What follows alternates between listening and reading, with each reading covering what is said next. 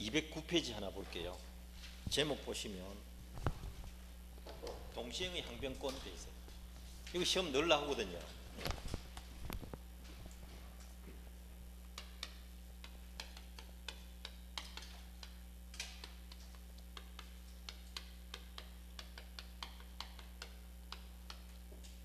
자, 여기 보세요.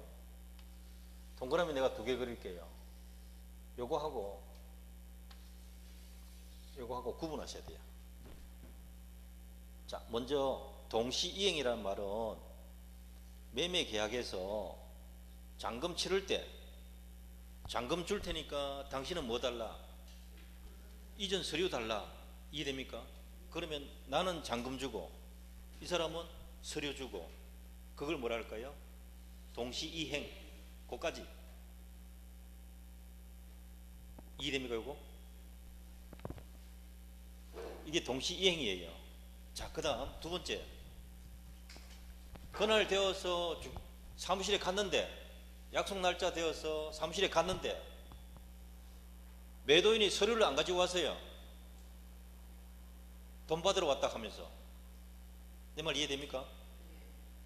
매수인은 돈 들고 왔습니다. 그래서 양쪽에서 서류 주고, 자, 지금 돈 주고 받읍시다. 중개사가. 아시겠죠? 동시행 합시다 하고 있단 말이에요. 그런데 매도인이 서류 들고 왔다 안 들고 왔다? 안 들고 왔습니다.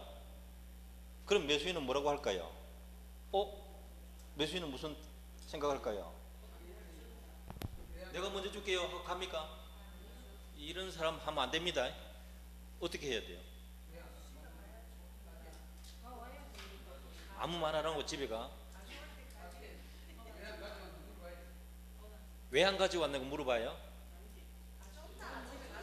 그 뭐 답한다고 내한테 뭐 도움 됩니까? 매수인은 어떤 생각을 해야 될까요? 합리적으로. 왜 약속을 안 지키노? 비난하면 뭐 당장 들고 옵니까? 또 매도인이 서류를 안 가져왔어. 오늘 가져와야 되는데.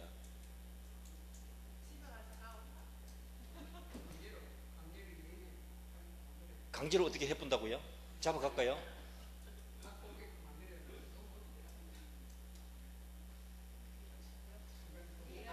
매수인이 가장 합리적인 생각이 뭘까요? 그렇지. 답이 나왔습니다. 다시 말해보세요. 네 가올 때까지, 내가 번역할게. 네 가올 때까지 내 돈 안 준다. 이해됩니까 지금? 너 줄 때까지 나도 못 준다. 항변이에요. 동시행은 서로 주는 겁니까? 안 주는 겁니까? 서로 주고 받는 걸 동시행이라고. 같이 주고 받는 것. 근데 동시행의 항변권은 한쪽이 안 주니까 뭐라고 해요? 네 가올 때까지 내 돈 안 준다. 아시겠어요? 그러면 동시행의 항변권은 줄 때 하는 겁니까? 안 줄 때 하는 겁니까? 안 줄 때 쓰는 말이에요. 이걸 다 놓칩니다. 이걸. 동시이행은 언제 하는 거예요? 줄 때 하는 거예요. 주니까 나도 주는 거잖아요. 그거 꼭 구분하십시오. 자, 질문 하나 더 할게요. 매도인 서류 안 들고 왔다 했잖아요. 이전 서류 안 갖고 왔다고요. 그래 놓고는 돈 주세요 하고 있다. 이거 할 수 있다 없다?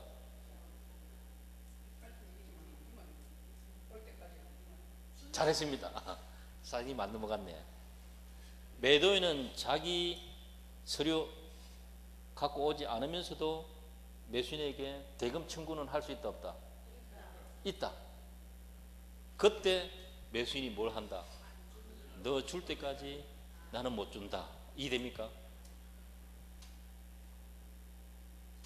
지금 이 스토리가 가장 중요한 스토리란 말이에요. 이게 딱 숨어 있다고요.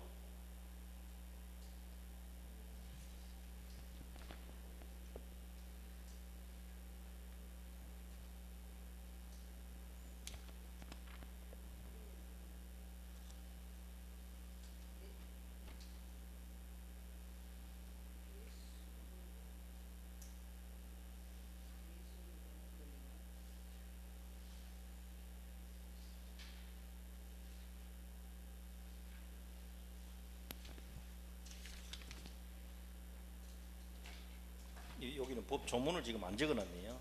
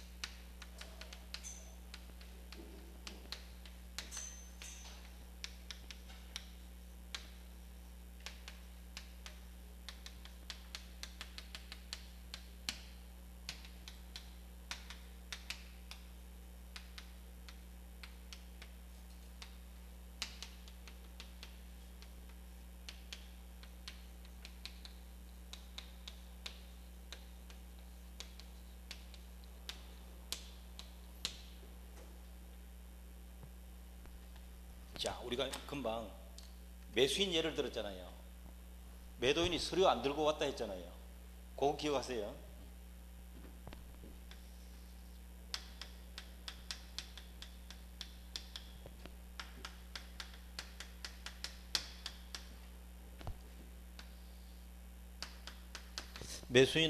매도인이 이행 제공할 때까지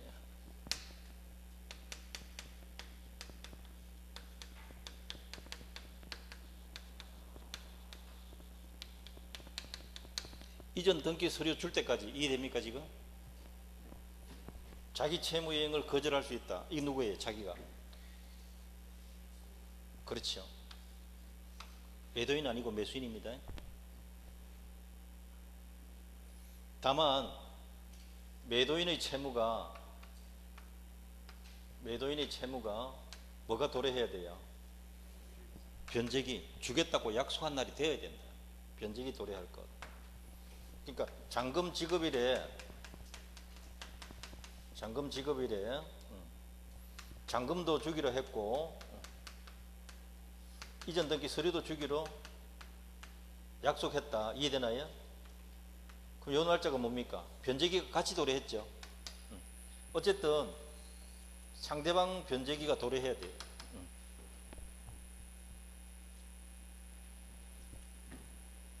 요게 뭐라고요?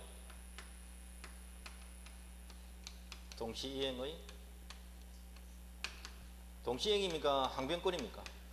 오케이. 뒷말이 들어가야 돼요. 동시이행의 항변권이다. 너 줄 때까지 나도 못 주겠다. 자, 이게 무슨 계약에서 일어날까요? 오케이. 상무계약에서 이야기입니다. 두 채무가 마주 볼 때 이야기거든요. 한 채무가 있을 때는 동시행이란 말은 필요 없거든요.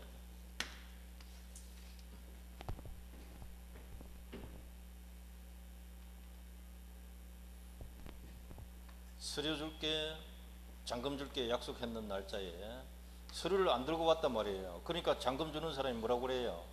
너 주면 나도 그때 줄게. 동시행의 항변권. 이거 왜 인정할까요?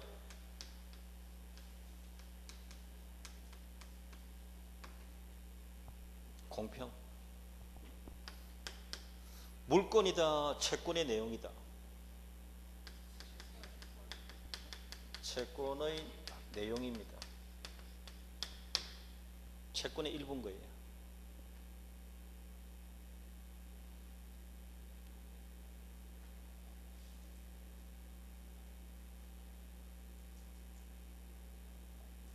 유치권은 인도 거절권이고요. 동시행 항변권은 이행 거절권이에요. 너 줄 때까지 내 못 주겠다. 그 뜻이에요.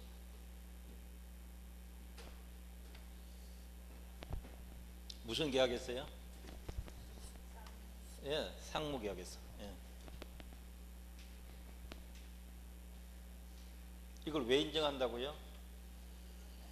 그게 공평하죠. 공평하죠.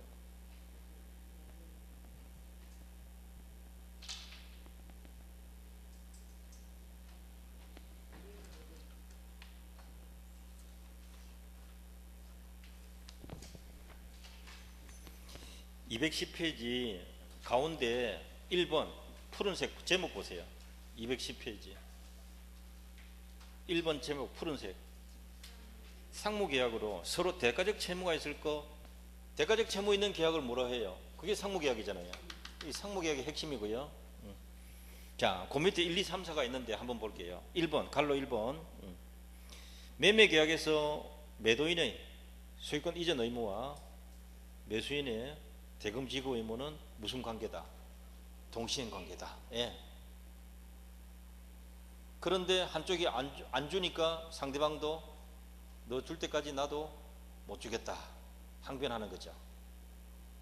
상대방이 주면요 항변하는 게 아니라 자기도 이행해야 돼요.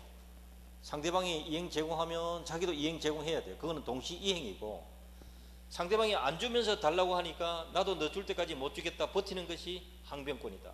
예. 그 다음 2번 보세요. 뭐가 무효가 됐다고요? 매매 무효. 무효가 포인트예요. 무효가 되면 돌려줘야 돼요. 돌려주는 것도 동시행이란 말이에요.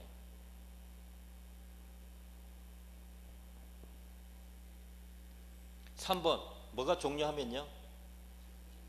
그렇죠. 전세권 종료되면 서로 뭐 해야 돼요? 전세금 돌려줘야 되고요. 세입자는 뭐 해야 돼요?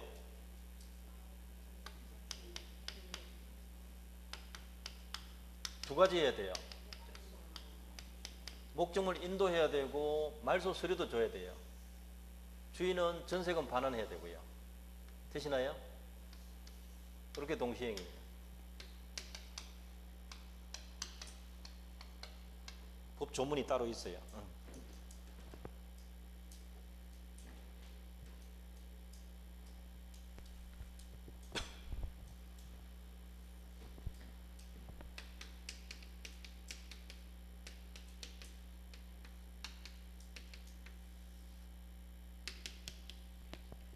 매매가 무효가 되면 2번에서 매매가 무효가 되면 서로 돌려준다. 그게 뭐였어요? 서로 돌려주는 의무를 부당이득 반환 의무라 그래요. 이것도 동시행 관계다 이 말이에요. 요건 2번 옆에는 끝에 가서 이렇게 하나 적어놔야 돼요. 법 조문 없어요. 누가 인정했다? 판례가 인정했어요. 요거는 317조에 법 조문이 따로 있어요. 1번, 2번은 법 조문이 있어요. 아니, 아직 1번하고 3번은 법 조문이 있고요. 2번에 무효 요거는 조문 없어요. 판례가 인정한 거예요. 그 다음에 4번에 보면 지금 대출금 변제했다 이 말 나오죠. 그리고 저당권 말소한다 이 말이 나오는데요. 이건 동시행이다 아니다?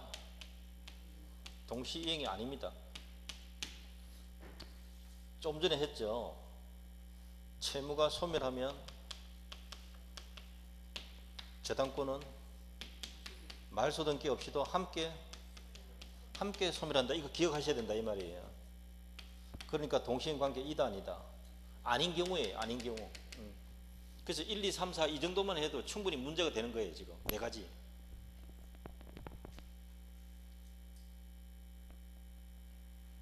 매매했을 때 대금 지급, 소유권 이전, 동시행이다. 그건 법 조문에 있어요. 전세권도 법 조문이 있고요. 무효 취소했을 때 조문이 없어요. 그러니까 판례가 돌려주는 것도 똑같지 뭐 이렇게 한 거예요.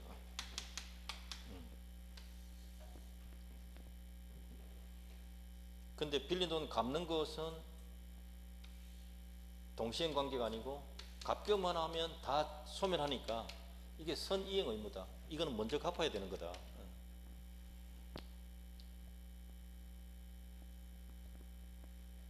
되시나요? 이런 거 뭐 때문에 인정한다고요? 공평.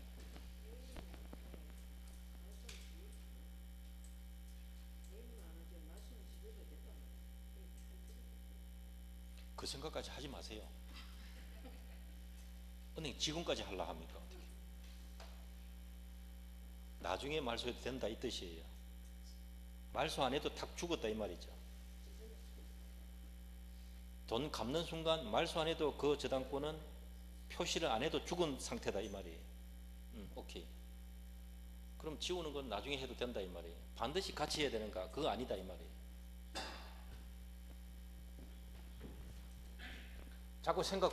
자꾸 나가면 안 됩니다.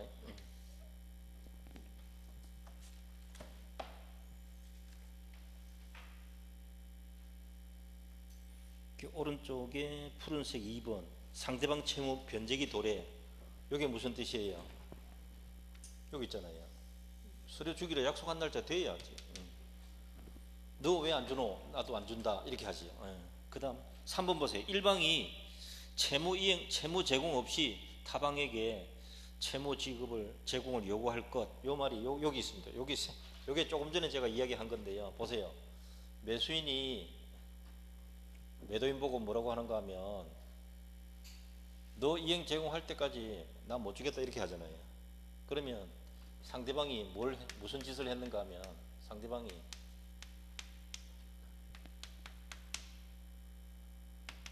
자신의 채무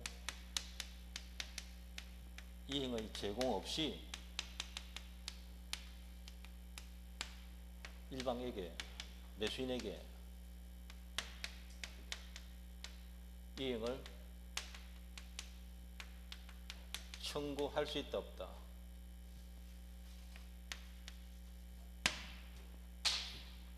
서류 안 가져오고 돈 달라 하니까 매수인이 너 줄 때 나도 줄게 이렇게 하는 거라고요. 그러니까 매도인은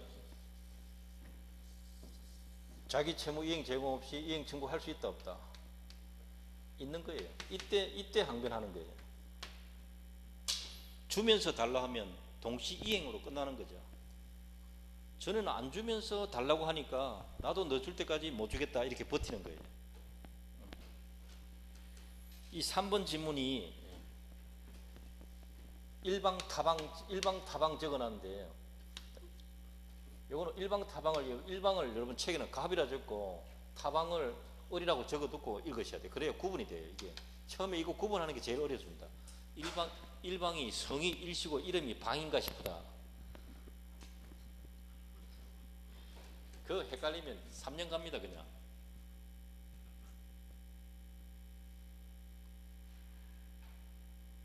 (3번에) 일방이 채무 제공 없이 이 일방을 매도인으로 기록하시라고요. 매도인이 서류 제공 안 하고 타방 매수인에게 타방을 매수인으로 하면 돼요. 그렇게 요구하는 거예요. 그렇게 요구하니까 매수인이 무슨 주장합니까? 난 못 주겠다. 항변하는 거죠.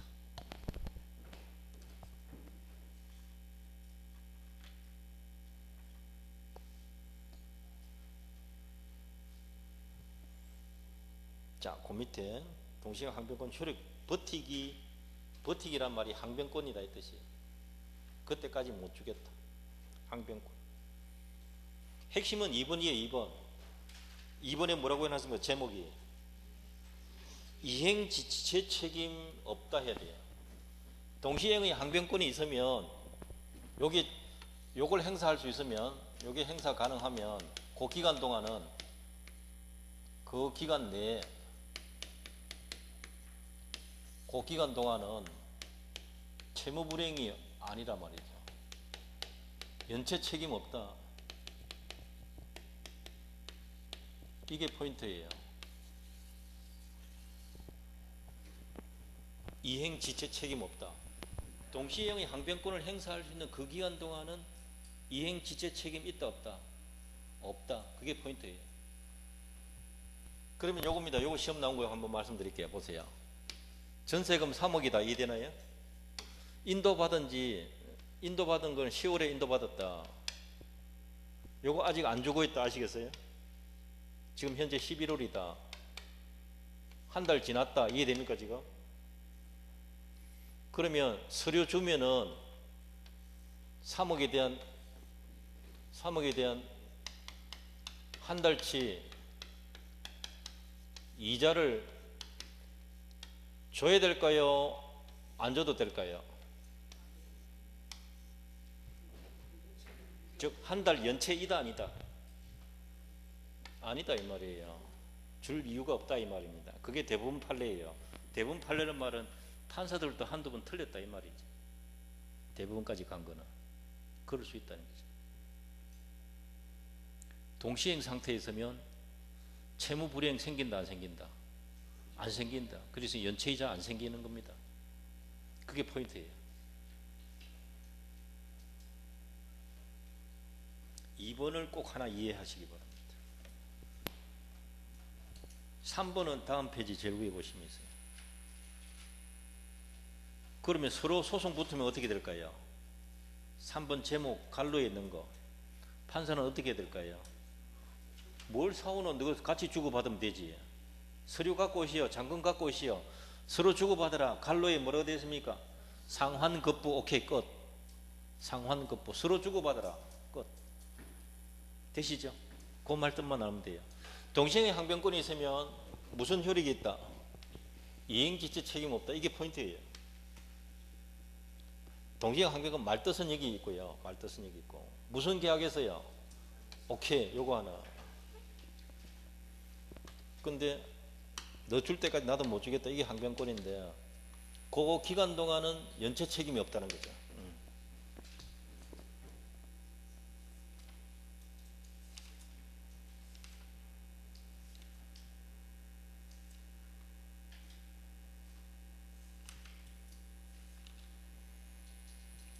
매매 임대차 이러면 한 번 정도는 읽어도 됩니다. 읽어봐도 이제 어렵지 않을 거예요. 이제 어디를 한번 보시는가 하면 이 책의 제일 마지막에 보면 246페이지 보세요.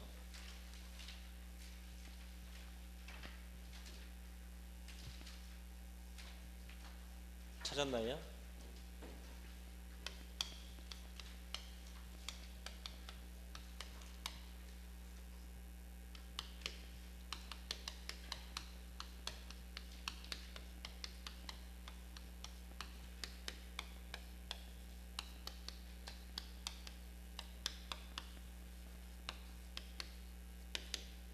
찾았습니까?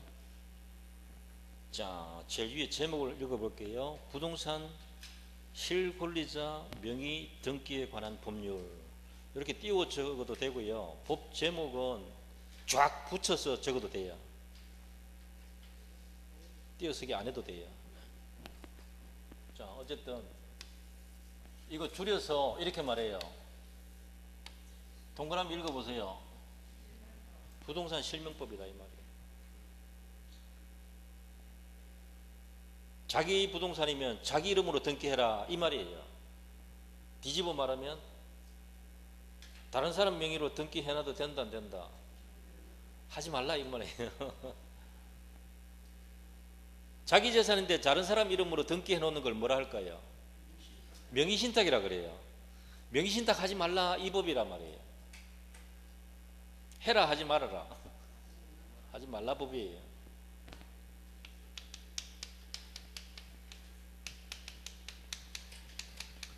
명의신탁을 허용하는 법입니까? 금지하는 법입니까?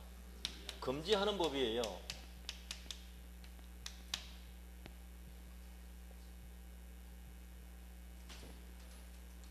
자, 여러분 1가구 1주택일 때는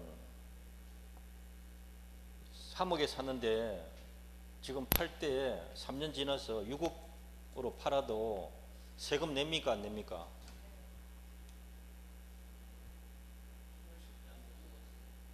양도소득세 냅니까 안 냅니까? 1가구 1주택일 때는 세금 안 냅니다. 3억을 벌었는데도 세금 안 낸다고요. 언제요?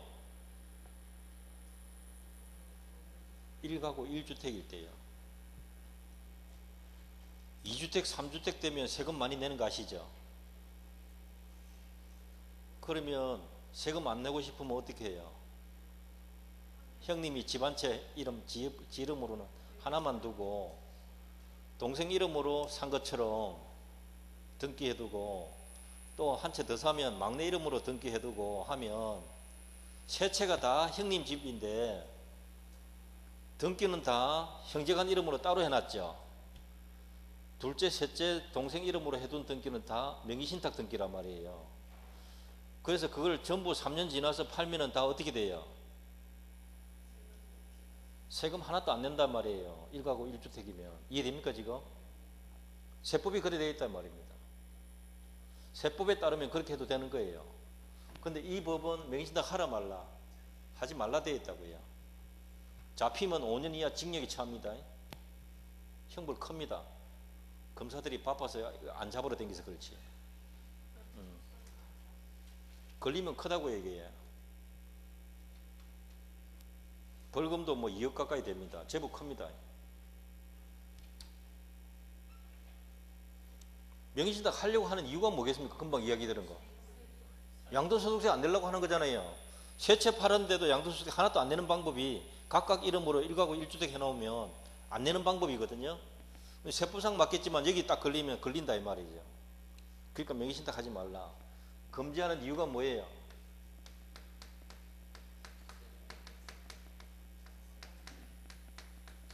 제일 큰 목적이 이거예요. 세금 안 내는 거 잡아내려고 하는 거예요. 명의신탁을 100% 허용해버리면 어떻게 되겠습니까?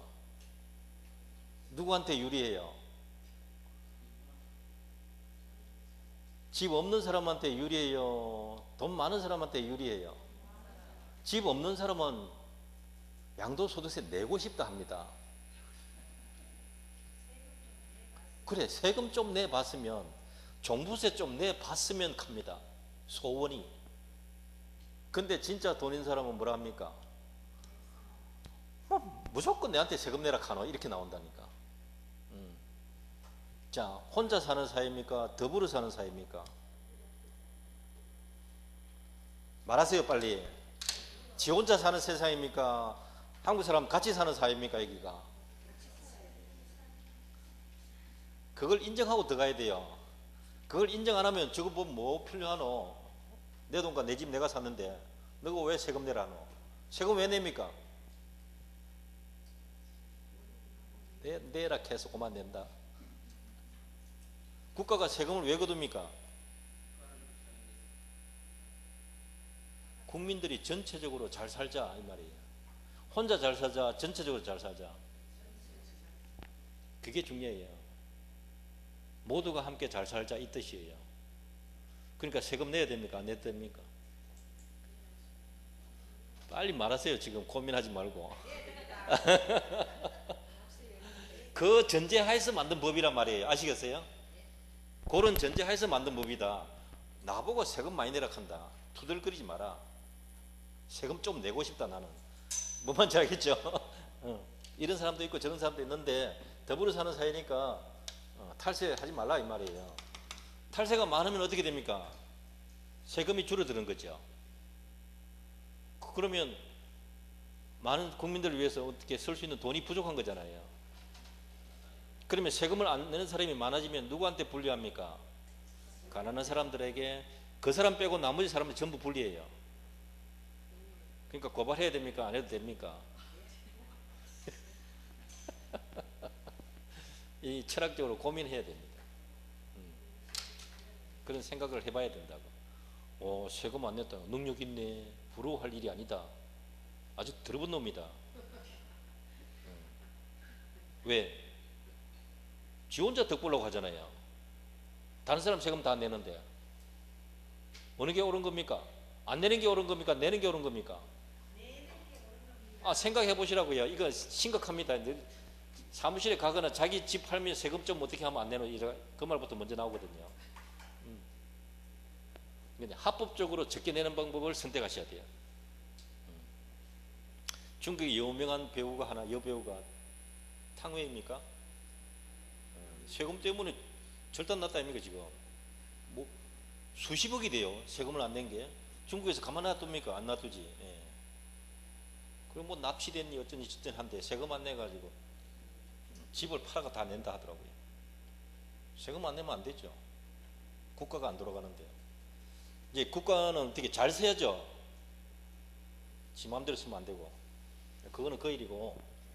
자, 오른쪽 페이지 보시면 아래쪽에 247페이지 4조 찾았나요? 예.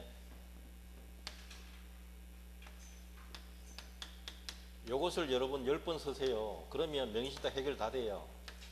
요걸 알아야 돼요. 요거를. 자, 보세요. 1번 1항 명의신탁 약정은 무효로 한다. 뭐가 무효라고요? 합의가 무효란 말이죠. 형하고 동생 사이에 형이 집을 살 때 이렇게 말합니다. 동생 네 이름으로 해둘게. 나중에 팔면은 세금 안 낸단다. 동생이 오케이 주기 맞아가. 아시겠어요? 그게 뭐라고요?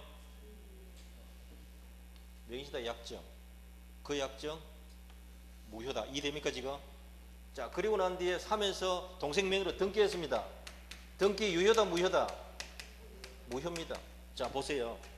명의신탁 약정에 따른 등기로 이루어진 부동산에 관한 물권 변동은 무효다. 되십니까? 오케이. 단서는 놔두세요. 단서 요거는 조금 어려운 겁니다. 요거 단서 요거 놔두시고요. 그 다음에 세 번째 3항 제1항 및 제2항의 무효는 제3자에게 대항하지 못한다. 명의신탁 약정 무효, 등기 무효 이 두 가지는 누구한테 대항하지 못한다? 제3자에게 대항하지 못한다.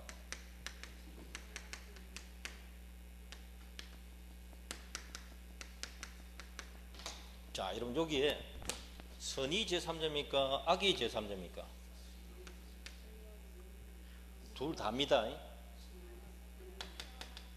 선의 제3자뿐만 아니라 악의 제3자에게도 대항 못한다 이 말입니다. 모두에게 대항 못합니다. 무효라고 주장 못한다. 팔리고 나면 못 찾아온다 이 말이에요. 자, 동생이 돈이 급해서 집을 팔아붙다. 형 허락 안 받고 지 이름으로 되어 있으니까 3억짜리였는데 6억 됐거든요. 왜? 6억 받아가지고 3억 좁으면 되죠 형한테. 이 생각한 거야. 그럼 지 3억 남아지니까 변두리 가서 3억짜리 또 하나 새 거 살 수 있거든요. 임의로 팔아붙다. 아시겠어요? 그럼 갑이 형이 지 거라고 내놔라 할 수 있다 없다? 못한다 이 말이에요. 그거 알고 산 사람한테도. 아시겠어요? 이해되나요? 그러니까 명의신탁 해라 말아라 하지 마라. 못 찾아온데 알아서 해라 이 말입니다. 들키면 징역 5년이다 이렇게. 벌금 2억이고요. 둘 다 처벌합니다. 형하고 동생하고.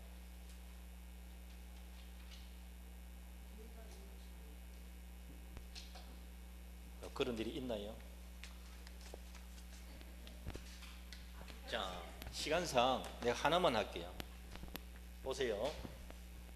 우리나라 유명한 사건입니다. 사위가 누가요? 이런 사위 없습니다.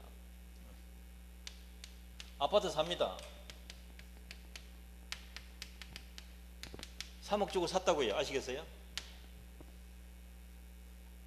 사위가 아파트 샀다고요. 조금 오래됐습니다. 뭐 45평이라 칩시다. 조금 오래됐습니다. 장모가 혼자 살고 있어요. 장모한테 전화합니다. 내가 아파트를 하나 채 살 테니까 장모님 이름으로 등기해두고 장모님이 좀 거기서 한동안 거주하시면 어떻겠어요? 팔 때까지 나중에. 장모가 뭐라 했을 것 같아요? 이런 사이가 어딨노?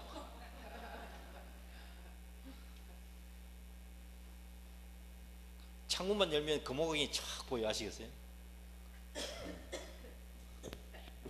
오케이 했습니다. 그게 뭡니까? 그렇게 하자고 약속했단 말이에요. 명의신탁 약정. 명의신탁 약정. 그리고 돈을 주고 등기를 장모 앞으로 바로 넘겨놓자. 아시겠어요? 이렇게까지 했다 이 말입니다.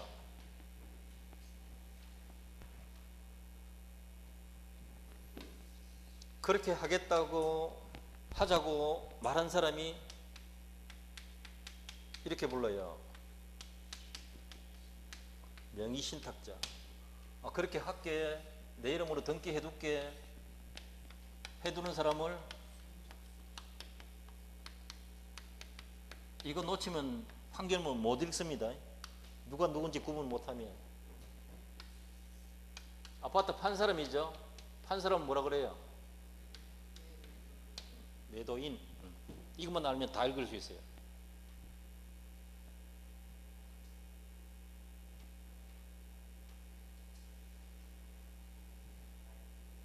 (2분) 남았는데 이제 궁금하죠? 빨리 해달라고 지금 요청이 들어왔습니다. 장모가 사망했습니다. 너무 좋아서 사망했던 거예요. 행복하게 사시다가 어느 날 심장마비로 사망했다. 이 집에 아들과 딸들이 있거든요. 그러니까 사위 기준, 갑 기준으로 하면 처남 처제가 있다 이 말이에요. 그 식구들도 있고. 큰 처남이 들어와 살고 있네 이제. 그래서 사위가 달라고 그랬어요. 내 거라고. 이해되나요?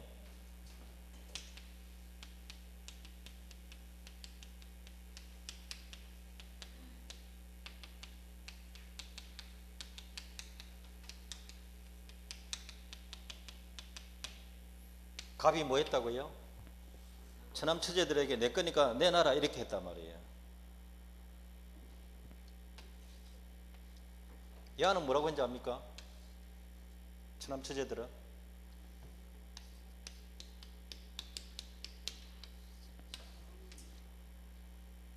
어째 니 거고 우리 엄마 명의로 되어 있으니까 우리 거지 이제. 그게 무슨 말이에요? 상속재산이다. 그러니까 못 주겠다 이렇게 나온 거라고요. 이해됩니까 지금? 갑은 뭘 주장했다고요? 내 거다 두가 이렇게 말을 했고, 처남 쪽은 상속재산이다 못 준다. 이게 어디까지 갔는가?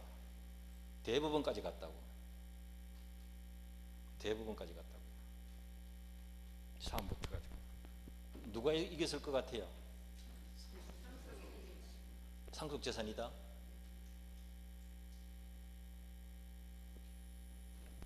시간이 없어서 둘 다 졌습니다. 자, 봅니다. 여러분이 판사가 돼서 시작합니다. 재판합니다. 보세요. 명의신탁 약정 유효다 무효다? 무효. 요거 법을 적용해서 재판하는 거라고요.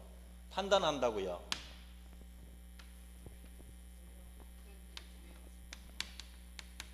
자, 이 부동산 누구 겁니까?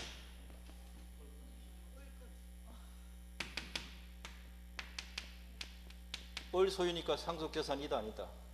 아니지. 그러면 갑 소유이다 아니다? 아니지. 을 건데. 요것만 알면 돼. 요것만. 두 줄만 읽으면 된다.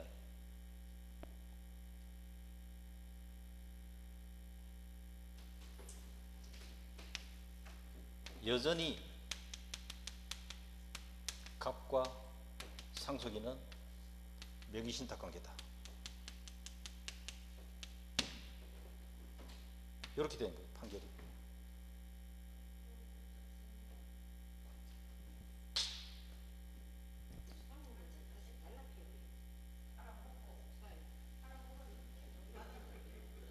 이제 또 절단 났다, 그죠? 더 골아프다, 그죠? 여러분이 학원비 낸 거 오늘 돈 다 꺼진 거 아시겠어요? 그렇잖아요. 집 한 채 끊졌는데 지금 결과를 알았는데 학원비는 끈값이지 뭐. 자, 어른 병에게 그 상속인에게 소유권에 근거해서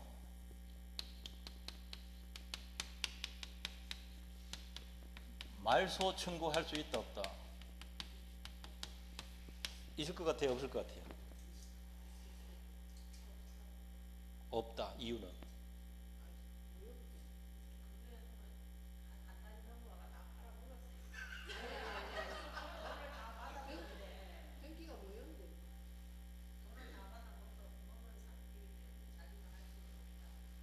지금 돈 이야기 했습니까? 등기 말하고 있습니까? 돈 생각 그만하라고 했잖아요. 등기는 아직 병명의로 남아있어요. 병이 살았다 쳐보세요. 병에게 말소 청구할 수 있을까요? 없을까요? 이 소유권 누구 겁니까?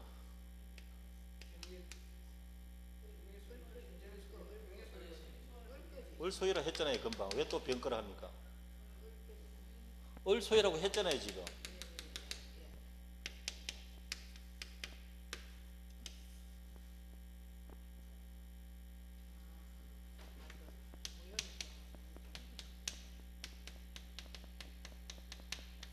두 사람이 매매했죠. 유효입니다. 갑은 소유자입니까? 매수인입니까? 소유자 아니니까 소유권 가지고 병에게 반환 청구하는 것 자체가 말이 안 되죠. 소유자 아니면서. 매수인이니까 누구한테 청구해야 돼요? 을에게 돈 다 줬으니까 나한테 소유권 다시 넘겨주세요 해야 돼요.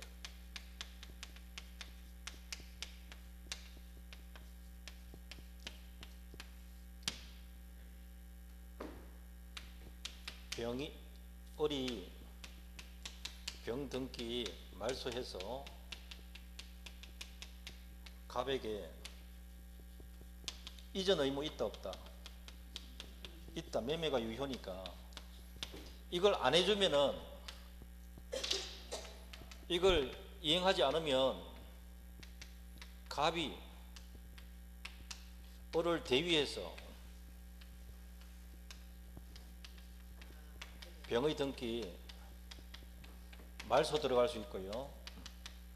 매수인으로서 소유자가 아니고 물권자가 아니고 채권자로서 채권자 대위에서 말소 청구 들어가고, 말소되면 을에게서 갑으로 이전 청구하면 돼요.